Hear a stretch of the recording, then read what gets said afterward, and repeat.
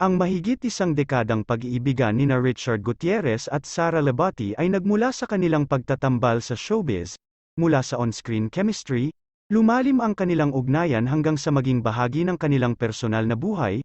Maaring sabihin na ang relasyon nina Sara Labati at Richard Gutierrez ay isa sa pinakamatibay at hinahangaang pares sa industriya ng showbiz. Ngunit kamakailan lang ay naging laman ang dalawa ng mga balita dahil sa mga spekulasyon ng di umano hiwalay na sila.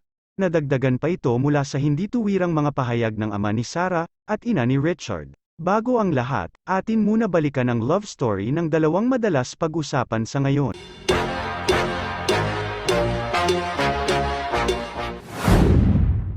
Ang kwento ng pag-iibigan ni Richard Gutierrez and Sara Labati. Umpisa sa karera ni Sara. Sinimulan ni Sara ang karera sa showbiz noong siya ay 17 taong gulang, nang manalo siya sa GMA reality competition na Starstruck noong 2010. Sa panahon niyon ay naging vocal ang aktres na sabihin ang mga aktor na hinahangaan niya na nais makatrabaho at isa si Richard dito, na 26 na taong gulang noon at matagal nang nasa showbiz.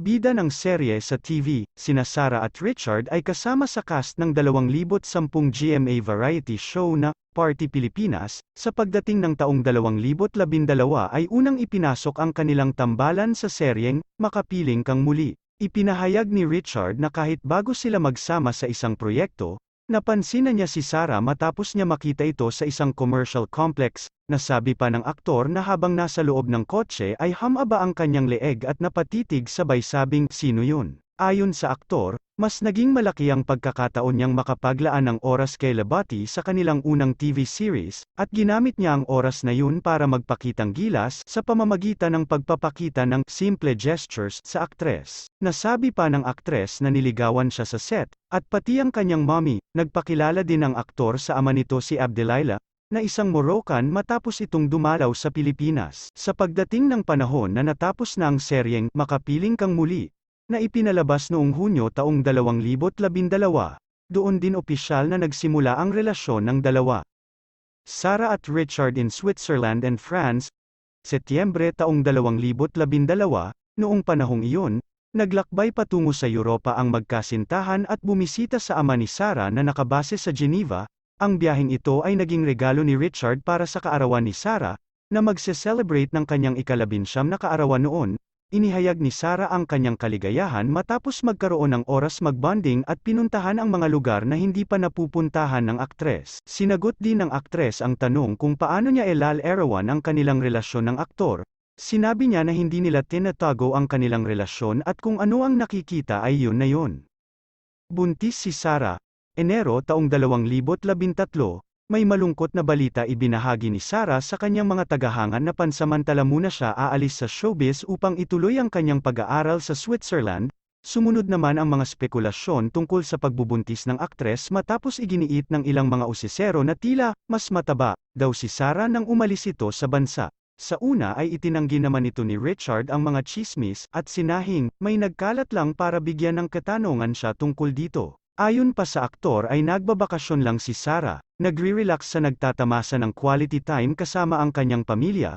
Mariing ipinaabot niya noong panahon na iyon ang hindi tiyak na pag-alis ni Sara at ang mga akusasyon laban sa mga executives ng GMA, na nag-udyok ng isang legal na laban sa pagitan niya at ng Kapuso Network. Ito'y dahil sa nananatili na hindi sang-ayon sa pag-alis ng aktres at sinasabing nilabag niya ang kanyang kontrata sa kanila. Pag-amin ni Richard at Sara, 2014 ng Hunyo ay inamin ng mag-asawa na sila ay mga magulang sa kanilang unang anak na si Zion. Ibinunyag ni Richard sa pamamagitan ng pamilyang Gutierrez sa reality show na It Takes Guts to be a Gutierrez. Sinabi ng aktor na una nilang itinago ito sa publiko dahil ayaw nilang gawing tabloid circus ang pagbubuntis ni Sara. Ipinaalam naman ni Sara ang bagong miyembro ng kanilang pamilya sa pamamagitan ng pagbahagi ng litrato ng kanyang kamay at ni Zion sa social media. Ibinunyag na si Zion ay isinilang ni Sara noong Abril taong 2013. No-rush sa kasal, ipinunto ng aktres na mas gusto niyang magtuon sa pangangailangan ni Zion kaysa bigyang prioridad ang kasal. Bagamat pinag-usapan naman nila ni Richard ang tungkol sa pagpapakasal, sinabi ni Sara na wala silang planong magmadali. Setyembre taong 2015, ipinahayag ni Richard na plano nila ni Sara na gawing tama, at kung paano sila naghahanap lang ng tamang oras para ikasal. Iginiit din ng aktor na masayang-masaya sila panahon na yon. Engagement, Agosto taong 2017 nang ibunyag ni Sarah at Richard ang kanilang engagement. Ipinahayag ni Sarah na tinanggap niya ang alok matapos tanungin siya ni Richard sa harap ng mga bundok na may yelo sa Zermatt, Switzerland. Second baby, sa kanilang reality show at sa social media noong Setyembre taong 2017, ibinunyag ng mag-asawa na meron panibagong miyembro sa kanilang pamilya. Nagbahagi si Gutierrez ng higit pa tungkol sa pagbubuntis ni Sarah.